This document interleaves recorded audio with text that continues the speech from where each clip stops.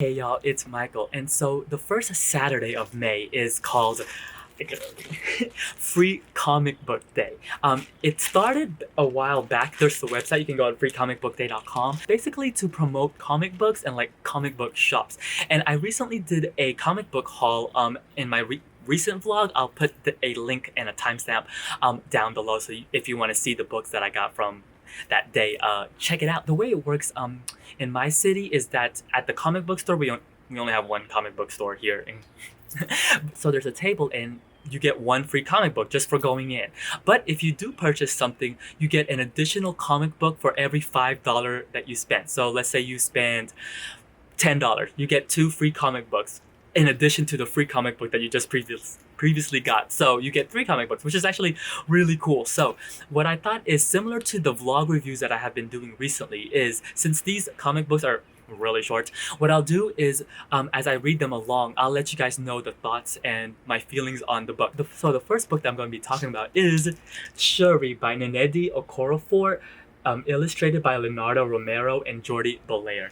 I picked this because Shuri's really cool, Black Panther is really cool, so I was like, sure, why not? My reading of mangas, because mangas are included essentially in like the comic books now, and comic books and graphic novels in general have fallen down recently, just because I've been reading mainly just prose. What I'll do is I'll check in every once in a while, depending on if it's a good stopping point, and let y'all know what I think about it.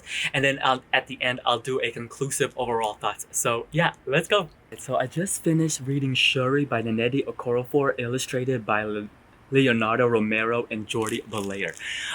So before I start talking about this, I do want to let y'all know I do not keep up with the comics. And I do watch the movies, so that's just about it, as much as my knowledge of the Marvel universe, I guess you could say. So there is that. This story is about T'Challa, Black Panther, and Manifold. Now, see, this is how you know I don't read the comics, because I was like, who?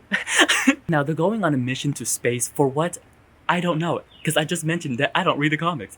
And basically, they go missing after 2 weeks, and no one can seem to find them. So this is the story of Shuri trying to find them, essentially. But also within that time, Shuri has to basically ascend to the throne, because since T'Challa is missing, someone has to be the Black Panther.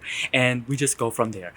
First off, let me talk about the art style. Now, I'm not gonna lie, I was a little bit disappointed by the art style. And I say this because the front of this and the back of this, it's so beautiful. Now, like I said, I don't read the comics, but this is really beautiful. It's so detailed, and it's a beautiful cover, first of all, and even the back too. And even the subsequential issues, the covers for them are really beautiful. They're detailed.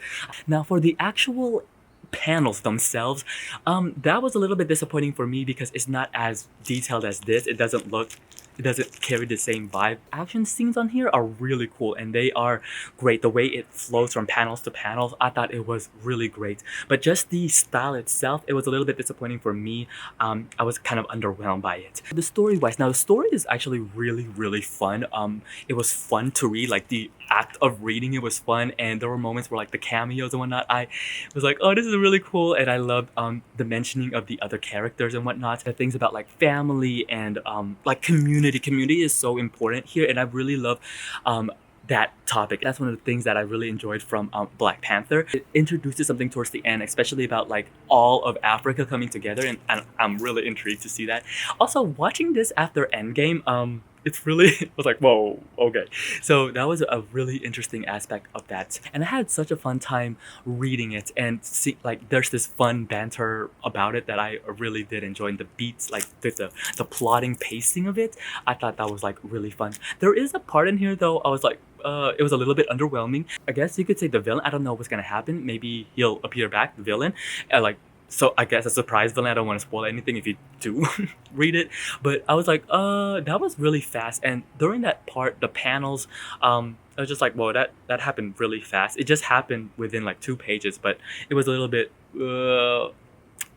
But then I don't read the comics, so I didn't know if there were like some references that I was missing. But overall, I did really like it, and I was like, it was a fun read. The next graphic novel I'm gonna read from that haul is Ice Cream Man by W. Maxwell Prince, Martin Morazzo, Chris O'Halloran, Volume 1. Um, Again, I don't know what this is about, but yeah, I'll let y'all know what I think about it after I finish it. Hopefully, it's gonna be really good. I'm not sure. I really do like this aesthetic of it. I love these pastel colors. Alright, so I'm gonna go quickly through the little single issues that I got throughout comic book day. Alright, so the first one, Street Fighter, I thought this was okay. I did like the little Ghibli style, and you know, the story was not that bad, so yeah, it was okay. The next one is Riverdale. This one I don't watch Riverdale, so I just got this one just because I would try it. But come to find out, this is like it says on here season 3, which I didn't realize. So I didn't really understand. It was like more of an like an appetizer type of thing to introduce the new season, I'm assuming. But yeah, there's that. And then the next one is Lumberjanes. I read Lumberjanes like a while back, but I forgot the stopping point that I was at. And you know what? This one was pretty not that bad actually. The beginning was really cool, and then the last section, there was like two parts of this, has a different art style, and I thought that was really cool. How, like the two different art styles, and one told like a really funny, humorous story. The other one told more. It seemed like the main plot of whatever the next arc that they're doing or something like that. A lot of these are just basically advertisement. I mean, there are so many like Phantom Events ads on here, but I do like that it's giving me like it's like a buffet, me trying tasting everything to see what I like. And I say this because one of these, the next one, this is the H1 Ignition. This one really piqued my interest. It seems as though H1 is a company from France, it seems like. It says French Canadian on here, France. So it seems like all over the world essentially. It seems like a studio. I'm not sure. Correct me. But it seems like a studio, and it's basically like pitching all of the things that's coming up within this year. Y'all, this was really intriguing, and I think this was like really good advertisement because I'm really intrigued, especially the ignited the story about this these group of kids who is involved in a who are involved in this school shooting, but then they get magical powers, and the powers seem really intriguing. Like then there's another one about like a couple that seemed really intriguing who are like pooled within each other, like they can't separate at all. Like one has the ability to push things, the other one has the ability to pull in things like magnet. If that one was really intriguing. So this was actually really interesting, and I really enjoyed it because the second half really solidified my feelings for it. So this is 4 chapters essentially, but it's kind of like short stories, like 4 segments. Oh my goodness, I can hear my cousins. They're interconnected because they're in this one town essentially, and they're all connected with by the Ice Cream Man. The stories vary from, I'll have a horror element to it because it's something horrific happening to like basically all of them, involving the Ice Cream Man. But there are stories where it's like kind of funny, like I kind of laugh, which was amusing.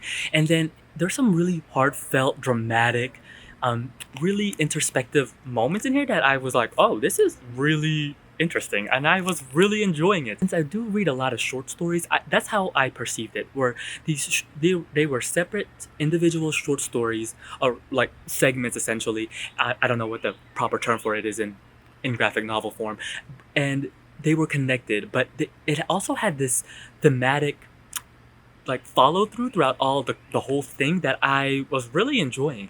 And what I enjoyed most about it, also the art style, I really liked. And while it's not pastely like this, the one thing that I really enjoyed were the shading, and I really loved the facial expressions. The shading also with the coloring was so nice because there were moments in here where it shifted like color tone wise, and it really brought like a mood and ambiance to the whole scene, and I think it pulled it really together, and I was like, oh, this is really good. And then just the facial expression were done so well because it was so like there were moments where it had to be horrific, and the facial expressions were drawn so well. I was like, oh, this is really good. And one thing that I really did like were the panels, but not also like the way the panels moved, because it's very simple in that regard, but I also love the way that shot, like the way the characters are placed and where the objects are within like scenes. I was like, oh, this is good.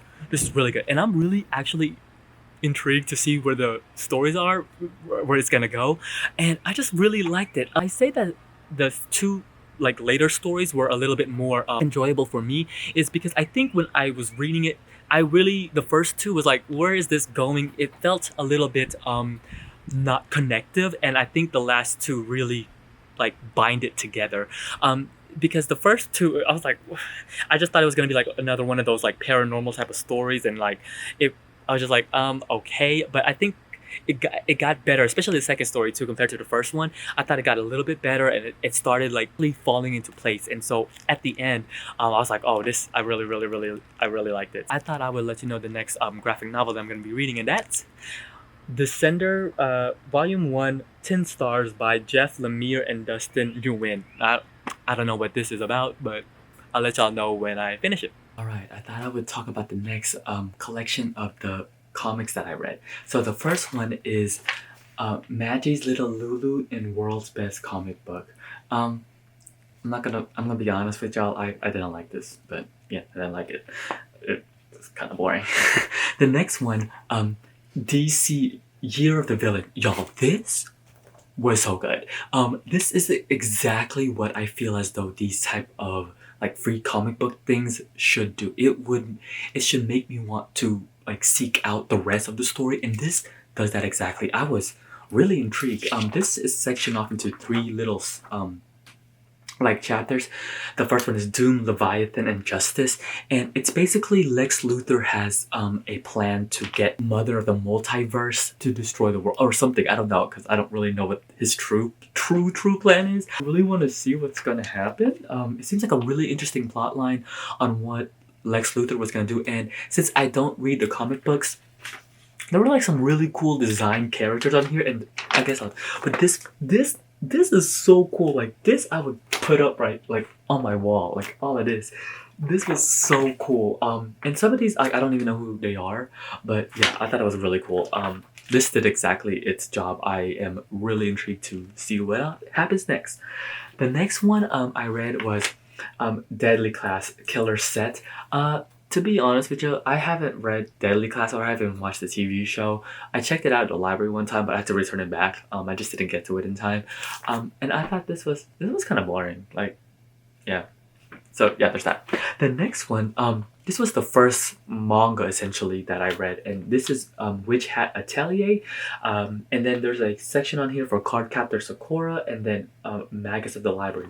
And once again, similar to that DC Universe thing, this did exactly what it's made for.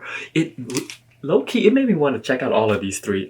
Now first off, Cardcaptor Sakura, I love. That is one of my favorite animes, period. And the new clear card ones, oh, so good, so good. Oh my god. Oh, yeah, this told me that there's a new collector's edition coming out in July, so I was like, oh, this is really cool. So I thought that was great. Witch Hat Atelier, I think this is becoming an anime soon or whatnot.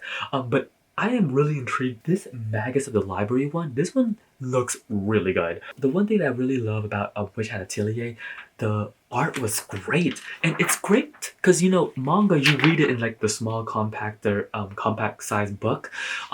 It's really great reading it on this size because it's like blown up. So it's like you could see like all the details and whatnot. So I think this is like really good. I love seeing it in this bigger style. And then Magus of the Library, oh my gosh, the art style is so good. Like it is detailed, like detailed. I was like, whoa. And again, just because it's on this bigger size instead of the normal manga size, like usually this height, I thought it was great, and I got to see like the real detail of it. So I did finish Descender by Jeff Lemire and Dustin Nguyen.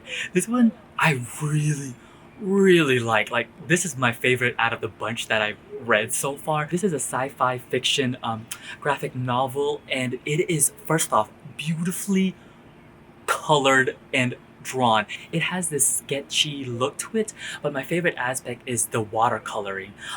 There are moments where the watercolor is like very wide or like not very detailed, but when it does go to it, it is drawn beautifully. Now I personally love watercolor, so it's one of my favorite art styles, and this is done so beautifully. It's like the way that the colors are muted and certain ones like stand out, like the reds. Oh, it's so beautiful. The character designs are actually really cool. So this is basically about Dr. Kwan, and they're trying to find his robot that he made like years back called Tim 21.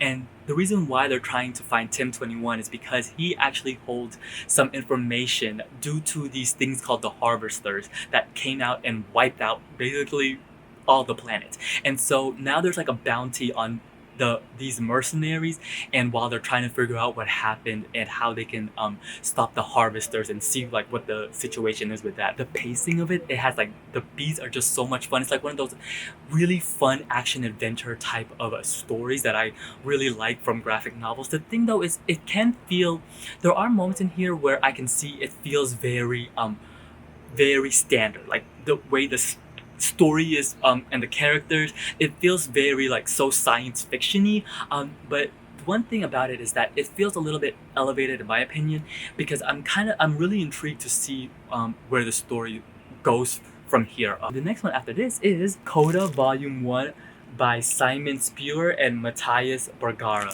Now this is actually really interesting because Jeff Lemire from this actually has a quote that says this one is really special, so I'm hoping to really like it. Alright, this is gonna be the end of part 1 of this video. I'm going to split this up to 2 videos because it is already long. So if you want to know more of the remaining comic books, make sure you check out part 2. I'll see you then.